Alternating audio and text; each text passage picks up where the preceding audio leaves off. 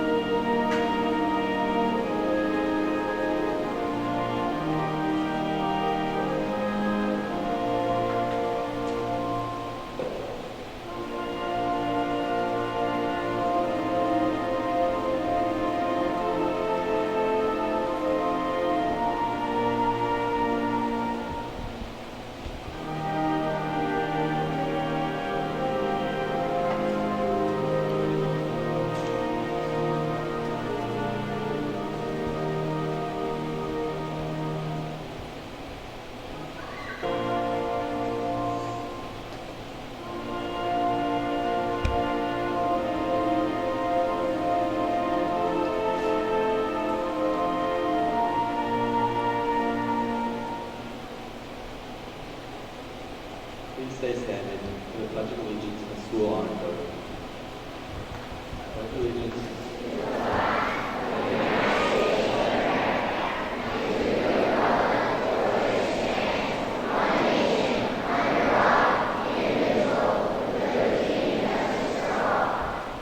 Now the Honor Code. We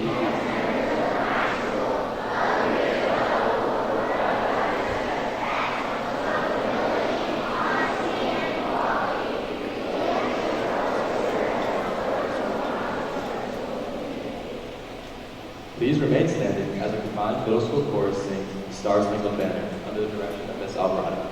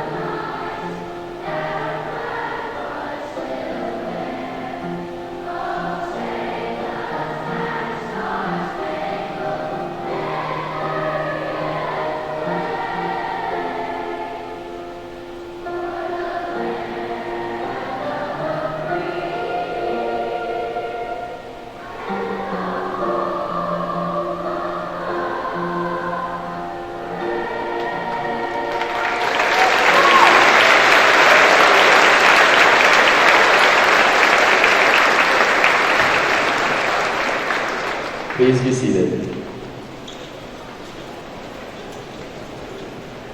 Good morning, and welcome students, faculty, and guests to our annual Veterans Day Assembly.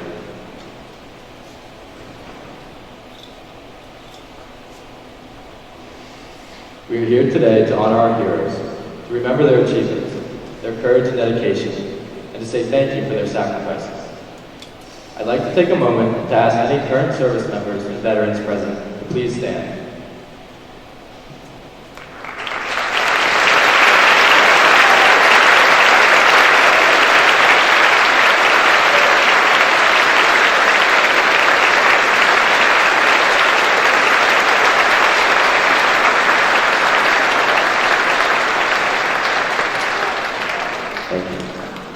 I would also like to take a moment to recognize the Pine School Maintenance Department.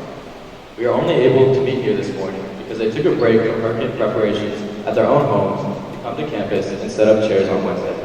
Many thanks to Mr. Mass and his team for going above and beyond so that we can hold this assembly.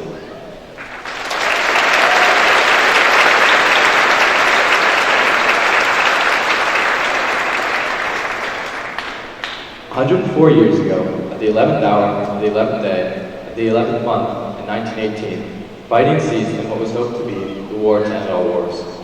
Accordingly, Allied nations with whom our people fought also observed today as Armistice Day. In 1954, Congress officially designated today Veterans Day to honor all women and men who fought both valiantly in conflict and served in peacetime. As we honor them, we should also remember the words of President John F. Kennedy, who said, "As we express our gratitude, we must never forget that the highest appreciation is not to utter words, but to live by them." The men and women of the armed forces made sacrifices none of us can fully repay. We can, though, find ways within our own lives to live out the liberties that they have provided for us. Do your part to spread the message of pluralism and freedom to all those around you by studying our history. Give back to your community. Spread democracy by encouraging others to vote. The Pine School History faculty will help you understand the structure and origins of our national constitution, but ensuring that the right of the minority are not trampled by the majority requires the daily diligence of you and I, the citizens who safeguard our norms. The framers of our Constitution handed down to us a remarkably brief document. It was later generations who took this republic and turned it into a vibrant democracy. That is to say, they made a system in which we the people select our leaders, and perhaps our future. Our civic ancestors created for us a democratic form of government called a republic, in which our people express their voice by selecting a member of our community to represent us in Tallahassee and in Washington. Since the first peaceful transfer of power in the 1800 election, we have rejoiced in the right of ordinary, plain folks to cast a ballot, as we did only 3 days ago. Who protects this right? In a sense, we all do. In another, our servicemen and women protect these rights. We built our democracy incrementally. In the 1820s, we created state laws which enabled all white men to vote. We improved upon this when Congress declared in 1870 that all men, regardless of color, are entitled to vote. But the American people were not done. The spirit of democracy took a leap in 1920 when we amended our Constitution to recognize the right of women to cast a ballot. Have we achieved what the Constitution calls a perfect union? Perhaps. This morning, we put aside the white partisanship of Tuesday and celebrate those in our armed forces who join us in protecting our democratic republic. On Memorial Day is our nation's moment to honor those who, in the words of President Lincoln, gave the last full measure of devotion and died while serving in the armed forces. Veterans Day is our opportunity to honor all who serve. This morning, our small community celebrates our fellow knights who are, as we speak, serving in all 5 branches of the military. Grayson Gardner, class of 2014, serves in the Army. Both Alec Renfro, class of 2011, and Icho Billy serve in the Army. CJ Skelly, class of 2013, is a Marine. Shane Toner, class of 2011, serves in the Air Force. AJ Lettengarber, class of 2015, patrols our seas as a member of the Coast Guard. I now invite to the microphone Student Body President Whitney Critchfield, class of 2023, to read this year's presidential proclamation.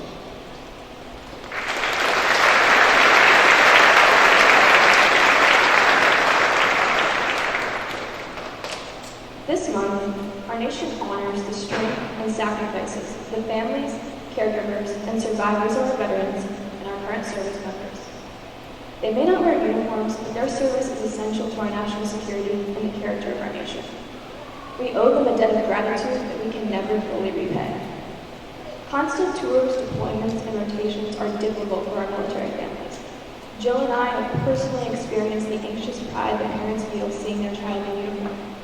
We have marveled at the devotion of military families and their resilience to uproot their lives every few years and move to new communities. We honor the stalwart courage and resolve of veteran families, caring for their loved ones when their service in uniform concludes. We grieve alongside families of the fallen who have lost a piece of their soul. That is why I take so seriously the sacred obligation to prepare and equip our service members when we send them into harm's way, and to care for them and their families when they return home. To be a veteran or a service member is to have endured and survived challenges most Americans will never know. To be the family of one of these proud patriots is to sacrifice more for our country than most Americans will ever give. During National Veterans and Military Families Month, we pay homage to the unrelenting bravery and dedication of all who wear the uniform, and to the unwavering love and support of all who serve alongside them. Families who put their lives on hold so our military can hold the line represent the best of America, and we will always remember what they do for our nation. Now, therefore I, Joseph R. Biden Jr., President of the United States of America, by virtue of the authority vested in me by the Constitution and laws of the United States, do hereby proclaim November 2022 as National Veterans and Military Families Month. I call upon the people of the United States to honor veterans and military families with appropriate ceremonies and activities. In witness whereof, I have hereunto set my hand this 31st day of October, in the year of our Lord 2022, and of the independence of the United States of America, the 247th, Joseph R. Biden, Jr.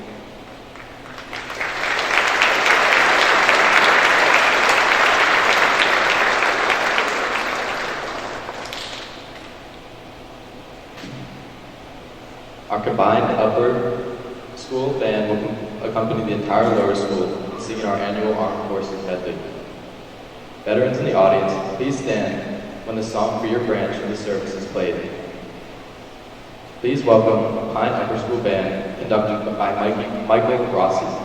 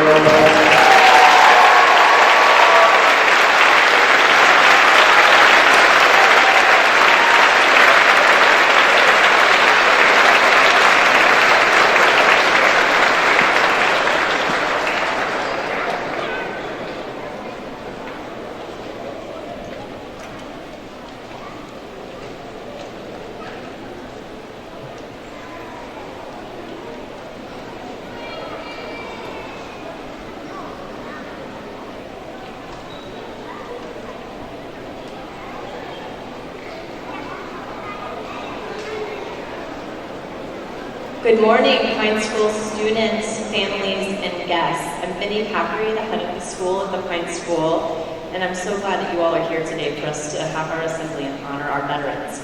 Let's give it up one more time for that great Armed Forces medley. Thank you.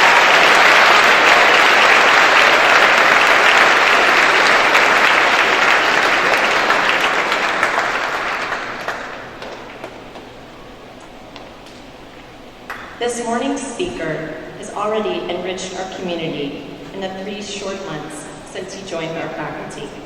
Mr. Brian Hildebrand teaches 9th grade English at the Pine School and comes to us with years of teaching experience in Maryland.